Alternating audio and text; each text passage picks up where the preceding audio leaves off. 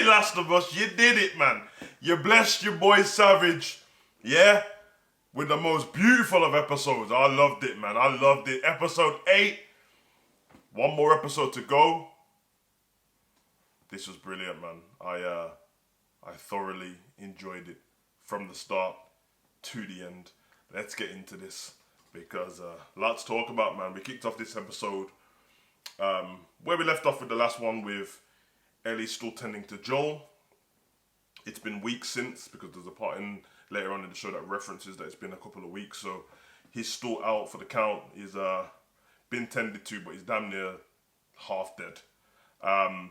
We go to a other settlement, another community of people, different to the ones in Jackson, where it's ran by this preacher. I think his name is Dave. And from the beginning, you can kind of see there's a kind of a cult to what's going on. And the guy seems really polite, and everything is through the Bible, and he's got like salvation of these people through the Word of God. You quickly realise that there's something a little bit more to his character, because this family, well, this community, within this community, are the people that attacked Joel in the first place. So we find out that 4 of those people were sent off to find food because there's a drought. It's the winter now. It's snowing. There's no animals and there's no crops around for them to get. So they sent off people to find food. And of those 4 people, the one that got finished off by Joel is the father of one of the women, well, the children who are there in the settlement. So we get that there. Ellie goes out to she goes out to hunt for some food, and she stumbles upon a couple of these guys because the preacher and one of his right-hand men. His right-hand man is actually Troy Baker, who is Joel in the game, is the voice of Joel, so got a little cameo there, so that was cool. They end up stumbling upon each other because I think Ellie, she kills a deer. She tries to track down the deer, and they're trying to find food themselves, so they come to a halt. She points the gun at them, and it basically says like, yo, this is ours, whatever, and he gives her a little spiel about you can join the community, we've got this and all that. She's not trying to have it.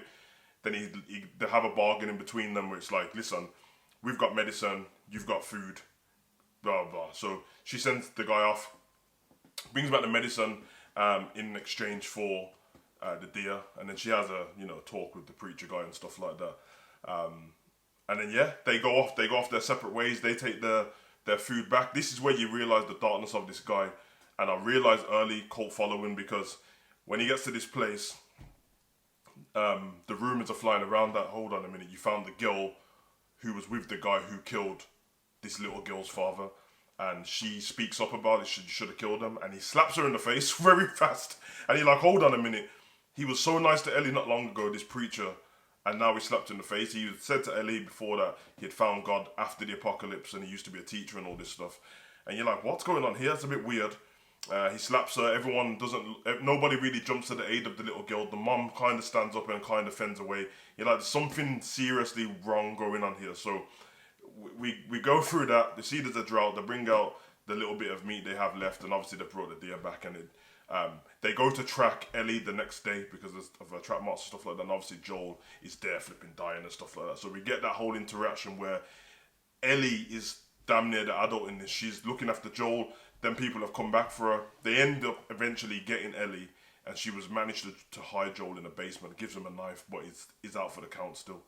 So we get Ellie in a prison in the community, and Joel's still there with these guys. This is some of my favourite parts now, because I'm trying to get Joel goes full savage mode. So he takes one guy out, then gets the other 2, then he goes to a shot where he's got 2 guys tied up, and he's trying to ask like, yo, where is she? Where's Ellie? Where's this community? Where's this settlement?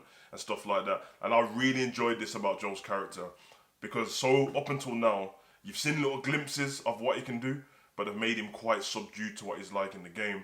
And this part, he goes full John Wick, and he stabs the geezer in the kneecap, and he's twisted in, and he's like, yo, point out where she's on the map, but he puts the knife in the guy's mouth backwards, so he's got a handle, like, point it out, and then when he does that, he stabs him in the gut. Then the other guy, he's like, I'm not telling you anything. He's like, good, I didn't think he was. Kills that guy too. And you're like, okay, Joel's on it. I like this. Get Ellie in the prison with the preacher guy, and he's basically saying to Ellie that she reminds him of her. No, she reminds her. God damn it! he sees himself in Ellie, is what he's basically trying to get at. And he kind of says that he understands what the clickers are, the way they are and stuff like that. And realistically, he's not a preacher. He's doing this by the word of God, but he doesn't care about that stuff. He just realizes that they have to survive. And he tries to like get Ellie through this to get her to join the settlement. And he's a bit creepy at this point because he's pretty much saying that together they can run the community, but it's in a weird way, if you know what I mean. She's a little girl. So, yeah, I mean, Ellie's not having it, breaks his fingers, realizes there's an ear on the floor of a human. Then it all comes to pot when you're like, hold on a minute. The meat, they've been running out, what's been going on? They're cannibals, and only a few of them know. I'm guessing his right-hand man and himself. So all the humans have been thinking that they're eating venison, but they're eating human. And Joel, upon trying to going back to the resort, finds a barn, and when he goes in, they're all hung up. Like, humans are hung up like they do with cows and stuff like that. So, ain't that weird to me?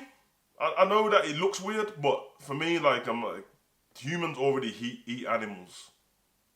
So, the thing of you eating humans, I mean, did you go out your way to just kill them, or did they die and then you ate them? I don't get it, but he doesn't want the people to know. So, we get this interaction with, because he broke Ellie's fingers, him and the guy who's played by Troy Baker take her out, and they go to get rid of her. She reveals to him that, "Lo, I'm infected, and now you are because, you know, she bit him." Obviously, Ellie knows that her blood's fine, nothing's going to happen. But it's enough time for her to grab the cleaver, get the Troy Baker guy in the neck, take him out, and then escape off the table. And then we get the coup de grace of the program where they go into the bar area.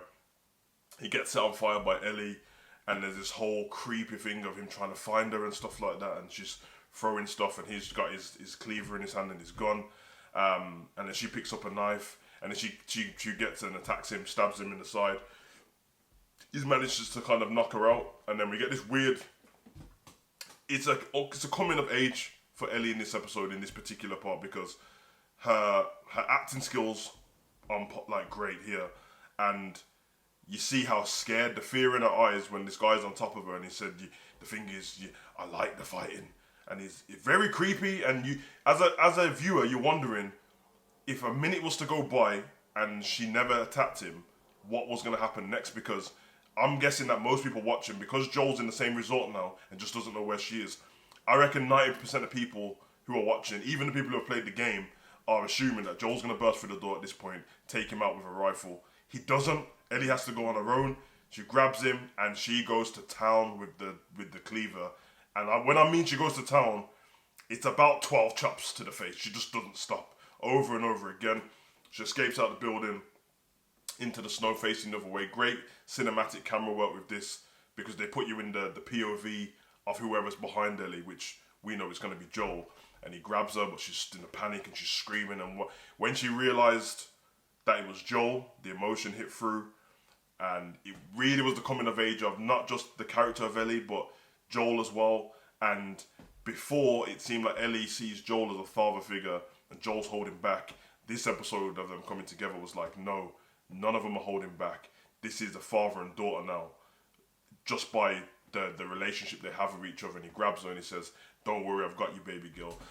I'm not an emotional guy, I'm a savage, but the gods of Valhalla had to help me out with this one, because I felt something that I don't really feel right now. But I think it kind of gives you the sense of, if you had a loved one who you're so worried about and you're doing everything in your power to keep them safe, especially in an apocalypse, and you lose them and you're worried about them dying, it gave you the sense of what would happen when you reunite with that person.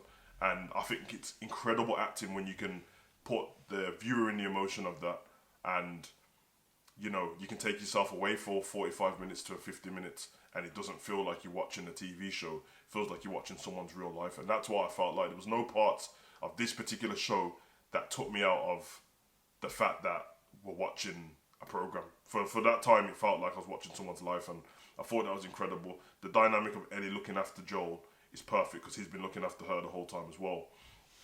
I thoroughly enjoyed it. For me, it's my best episode so far.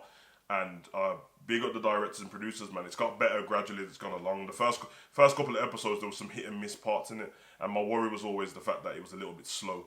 And I always think like if it's a slow build up, but you don't give everyone the episode straight away. And I'm a fan of the week to week stuff, by the way. I actually think that we get given too much stuff early. But the problem is if you have the week to week stuff and you don't grab people straight away, the attention span goes and people just move on to something else. Luckily for me, I do these reviews, so after like the first like 2 episodes, I just carried on watching it because of the reviews. By the time we got to like episode 4 or 5, episode 3, and then after that, then I was hooked and I was like, okay, I'm watching it for my own enjoyment now, which is brilliant, man. So you've got a new viewer for as long as this is gonna go on. We got the next episode, and then I think they've greenlit season 2. I'm looking forward to it. Don't know what's gonna happen in it. I don't know if there's gonna be more action. If I had any negatives about this particular episode, it's a negative what I've had about the whole show.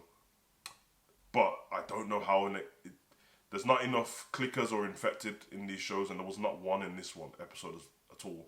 And we've had 8 episodes so far, and I reckon we've had at least 5 to 4 where no clickers were in there or infected, or they really didn't do much at all. So that's always one off for me, because the last episode was a flashback, is the reason why we got them.